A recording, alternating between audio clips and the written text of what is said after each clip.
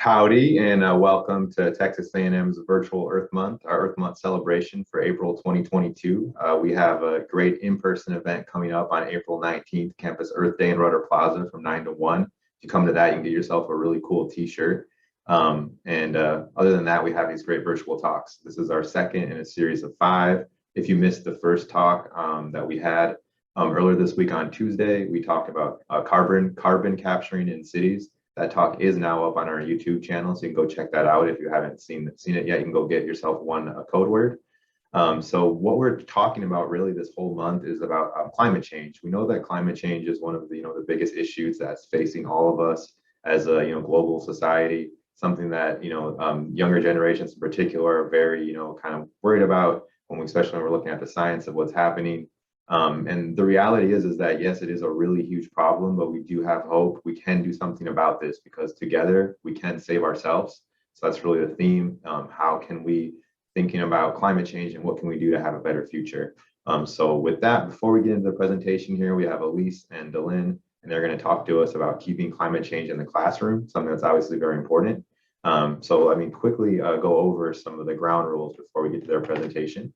So first things first, you want to put your Zoom in side-by-side mode. It'll be the best way for you to view this presentation.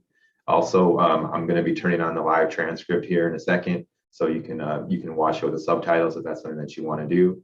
Make sure to ask questions in the chat during their talk. That will just make our Q&A a lot more enjoyable, and this is being recorded.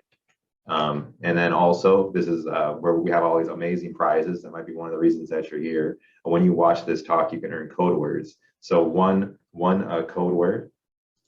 So one code word equals one entry into the random draw giveaway.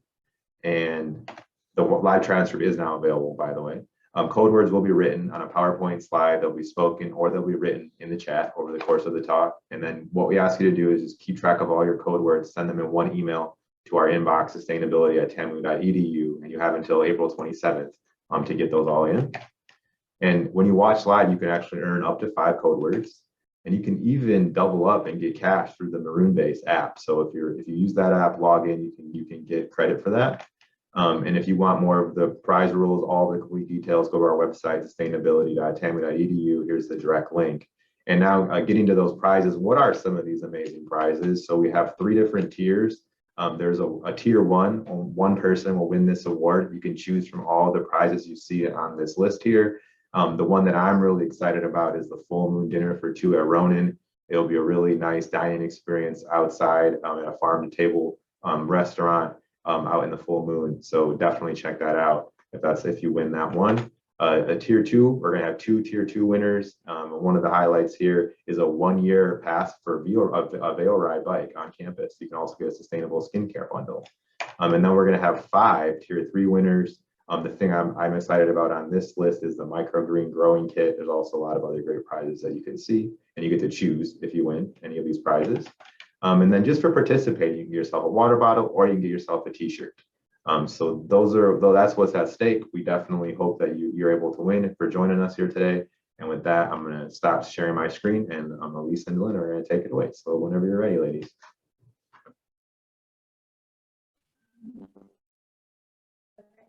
Thank you. So we have a presentation. I'm going to share my screen real quick. Okay. Okay. Hello, everyone. Today we are going to be talking about the importance of keeping climate change in the classroom. So I'm Dalynne Quintana. I am a freshman and I'm a sociology major. A big part of wanting to look into this topic was incorporating sociology into climate education, and education is a big part of that. So, and this is... I'm Elise. I'm a senior chemical engineering major, and I'm graduating in December 2022. And welcome to Keeping Climate Change in the Classroom. So,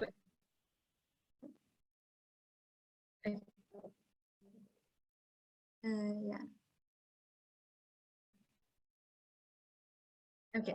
So today we're going to be talking about the importance of keeping the issue of climate change in today's education system, not only in the US, but in countries all around the world.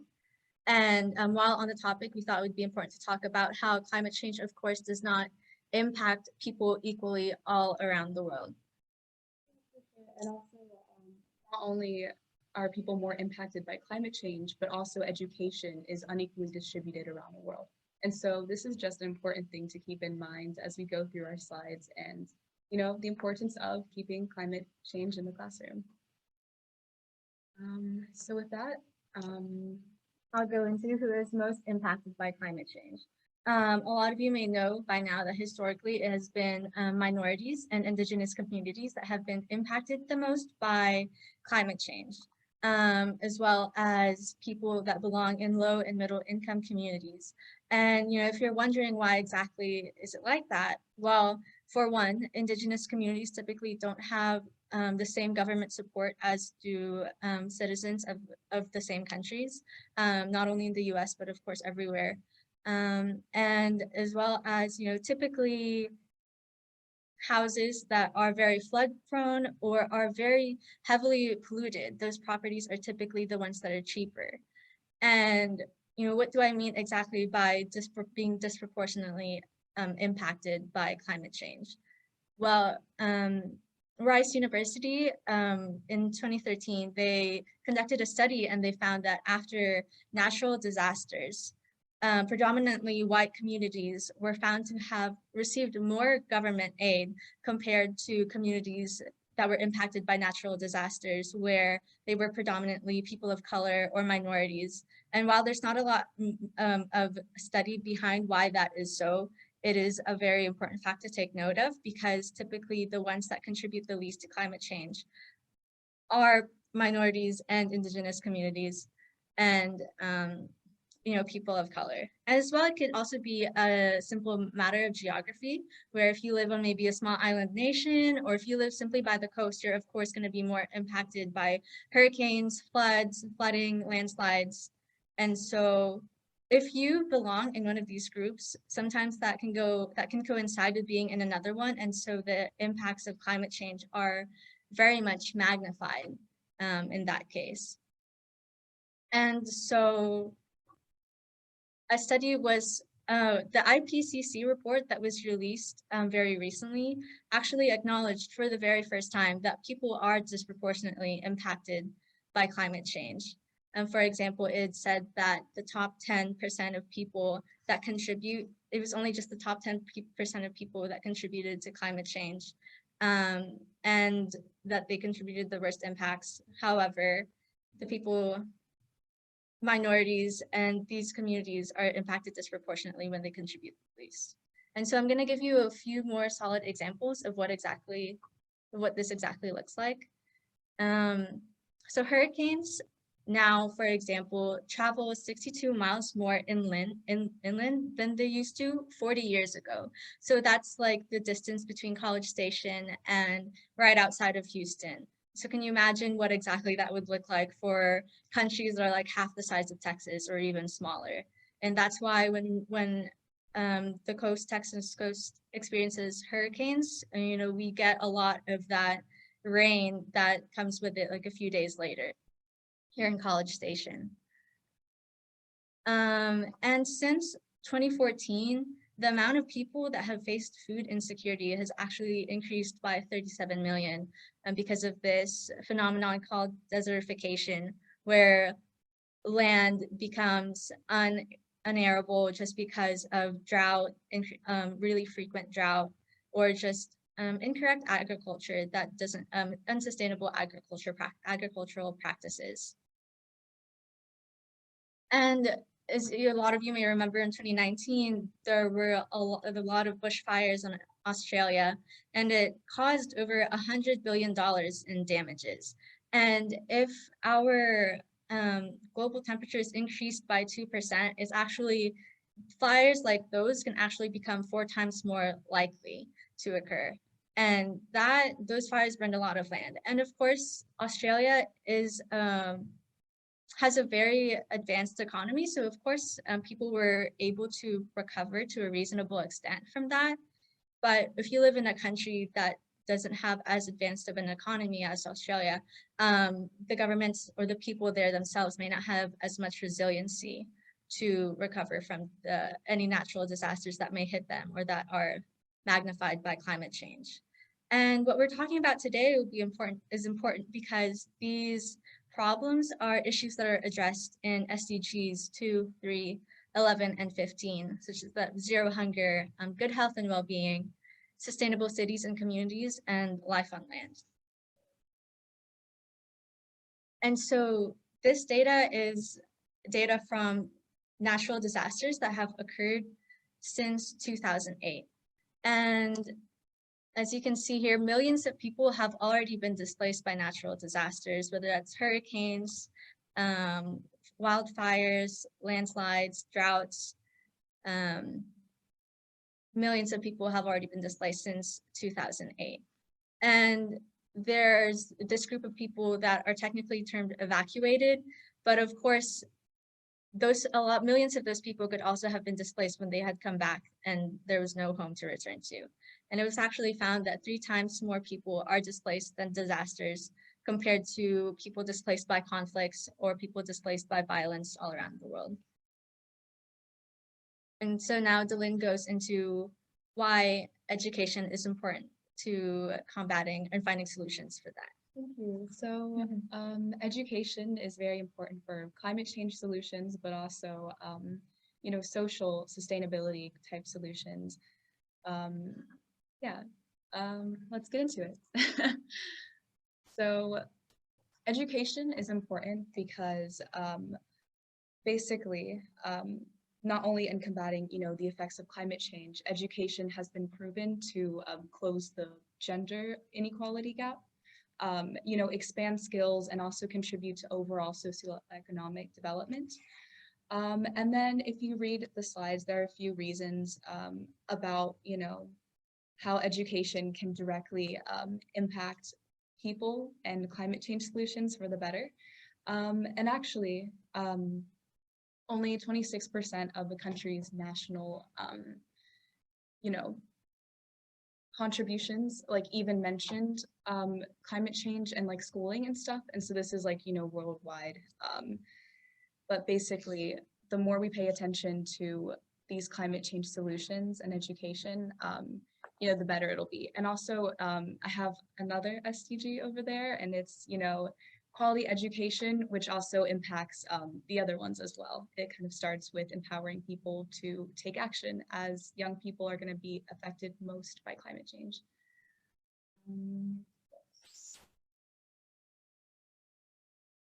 So the specific roles of education for climate adaptation include, being aware of the risk of climate change and, how to reduce your own risk.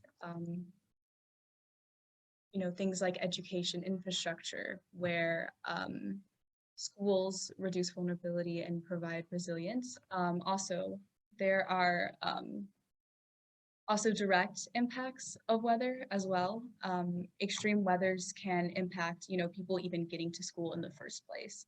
And as Elise mentioned earlier, communities with a higher socioeconomic status are able to recover from extreme weathers better. And this is also inclusive to, an actual tangible school, like going to school. And so we have general advancements in education. So it also, prepares people for climate impacts and how to learn from them. We also have our SDGs with gender equality, but also decent work and economic growth, as that's what education really provides.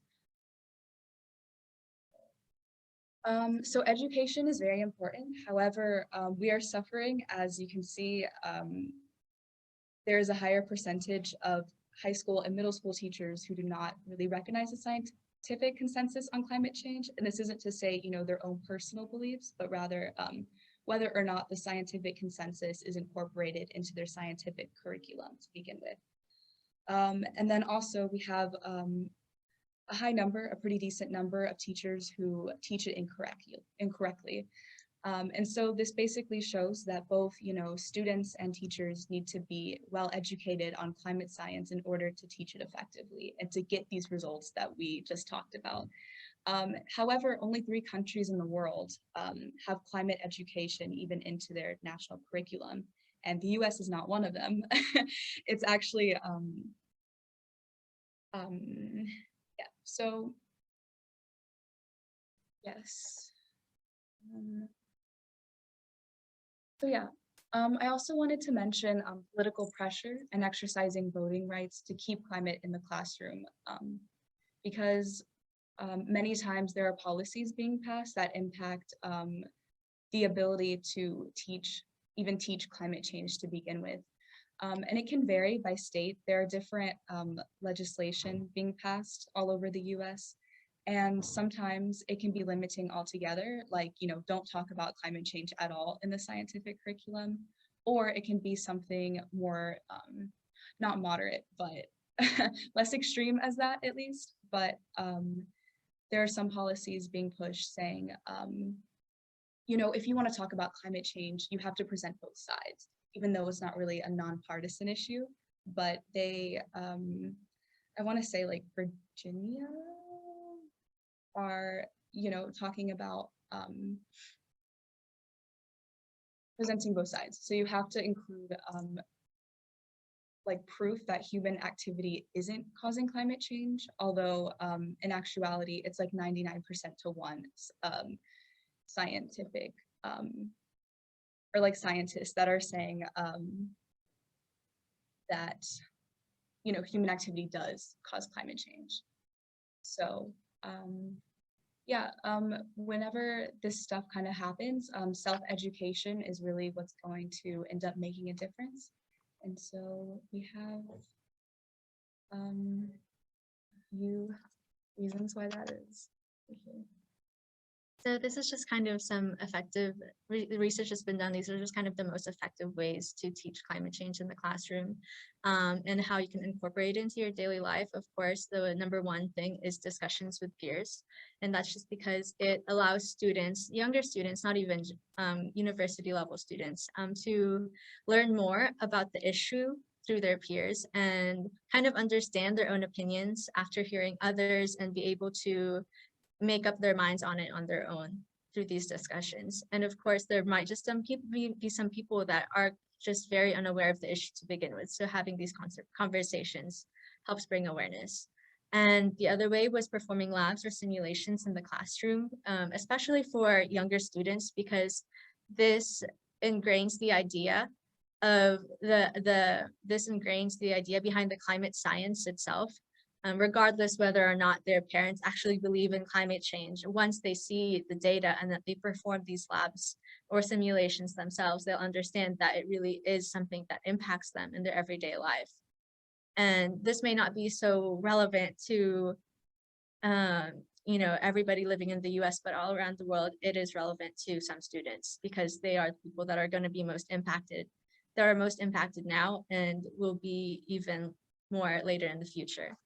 And another thing that they found is really important is making projects relevant to the community, because that provides a sense of responsibility to the students. And I'll actually go into a few examples about that in the next slide. But our code word is empower. Give Ben will put that in the chat. And so what's kind of been going on and how has, climate change education kind of made a difference today? Well, you can see, in the past few years that students around the world have been mobilizing and promoting action against government inaction. Okay, and so, it's not always a non-formal way of education. It could just have been talking with your peers and kind of hearing what they knew. And of course, it's always okay to change your opinion about something once you learn something new. Like, that's always going to be cool. And another thing is that, of course, farmers learning conservation methods through non-formal education. So that would be them learning how to plant drought-resistant crops, or maybe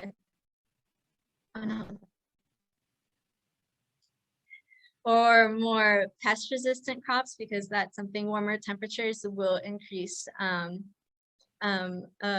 like insects durability. And of course, if you live in a flood prone area, it's also good to understand how you can plan your crops around that. And this is not even just for farmers now. It could be very important education for students on learning how to provide for their community and how you can take care of each other as a community.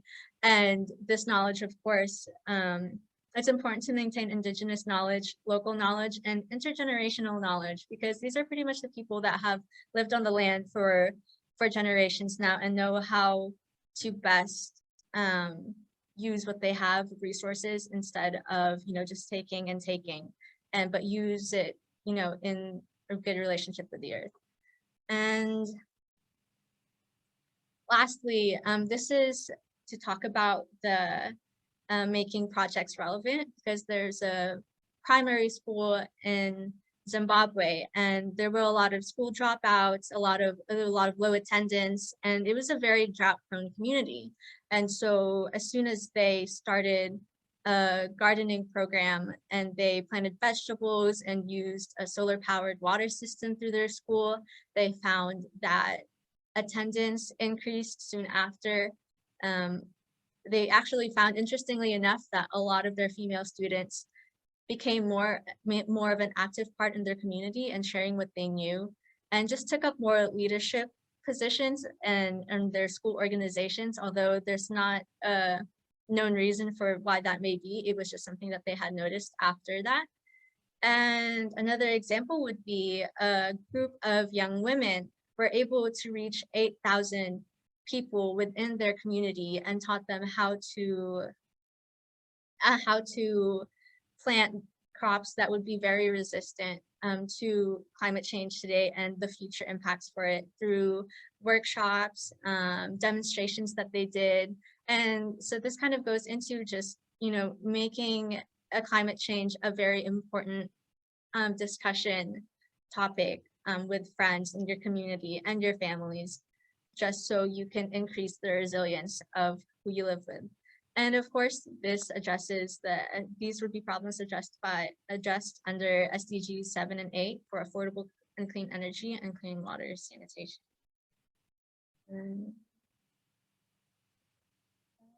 Also wanted to add another example on the other one. There is also like a world meteorology kind of weather organization, which basically works to, educate people who present weather, like weather presenters, on climate change and stuff, which is very important. And I just found that interesting. But for our main takeaways, so basically education is unevenly distributed.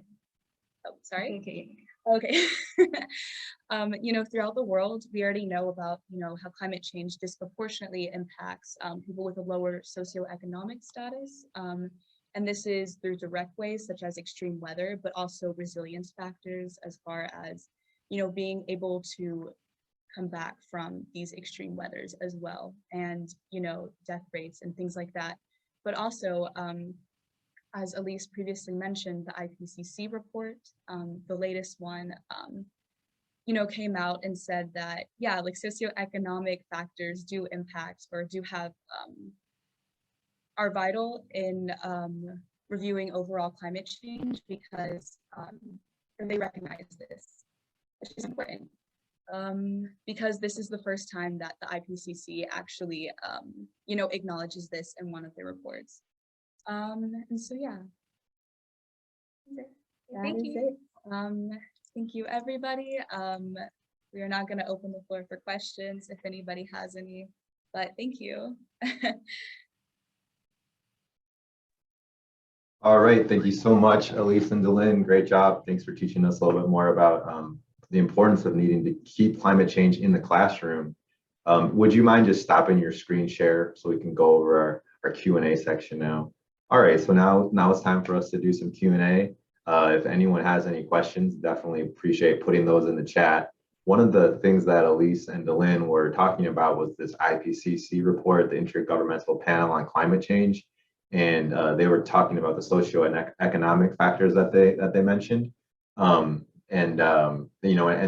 thinking about that, the report also is letting us know that we need to take action right now. We don't really have time to wait. We really have to take action now. The time to act is now.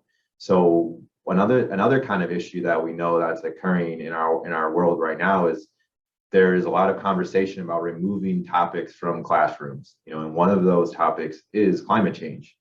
So with that kind of in mind, I wanted to ask you, do you remember learning about climate change like before you got here to Texas A&M? And if you could just talk about your kind of personal experience before you got here. I did. But other than that, not really, like not in like earlier education. Where did you first learn about it, Dalynne?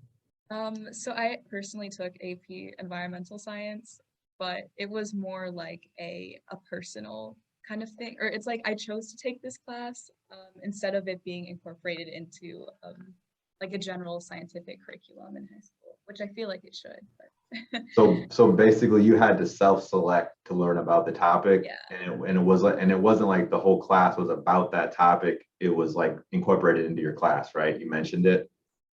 Yeah. That kind of how it went for you. How about you, Elise? How was yours? Well, I took an IB chemistry course and it was briefly mentioned there, but I'm from the Philippines, so of course I have a lot of family that's always impacted by these hurricanes. And but fortunately enough for them, they have a lot of extended family here in the US. So like when there might have been structural damages to a home, they were easily able to reach out. But not everybody has that opportunity. So that's kind of why, I also used to live there, but I was young, so it didn't really have much of an effect on me, or I don't have much memory of it. But now that I'm older and I have a lot of family there and I see all the damage that's done by these hurricanes, because, they also create a lot of landslides, and some regions of the Philippines are very mountainous. And so that's kind of very important for me because of that, but not so much in the classroom. Yeah, and I'm thinking about myself, and I didn't really learn anything about climate change, before I got to college as well. So, I mean, just thinking about that, it's obviously like, and then you also mentioned that climate change is not part of our national curriculum. You said there was 3 countries that it is included, it's not part of ours. And then you also show that a lot of teachers are maybe teaching it inaccurately in their classrooms as well. So thinking about that, the fact that, none of us kind of got that education, and sometimes it's being treated inaccurately, it's not part of our national curriculum. If we don't teach about climate change, like what could be some of the consequences for society? Well, simply, if you are one of those countries that are impacted by climate change disproportionately, and you don't even know that the reason is climate change because of what you hear from media or from, misinformed friends or family, then of course you're not going to be looking for solutions to help build your resiliency or your ability to adapt as a community or as an individual, even if you don't know about how much climate change impacts your everyday life. Yeah, definitely. Okay, yeah, and thank you for that. And I guess like one of the other issues where a lot of the things that they're trying to remove from the classroom, it's about kind of like anxiety. Like we think it's going to cause our kids anxiety to learn about this or whatever it might be. How would you respond to that? Like obviously learning about climate change, it can create anxiety. How can you counter that? I think that there's a yeah, it is racist, but because I keep thinking about all the bills kind of being talked about now, where like certain words like climate change or certain topics are kind of banned, or like they're trying to be taboo, I guess.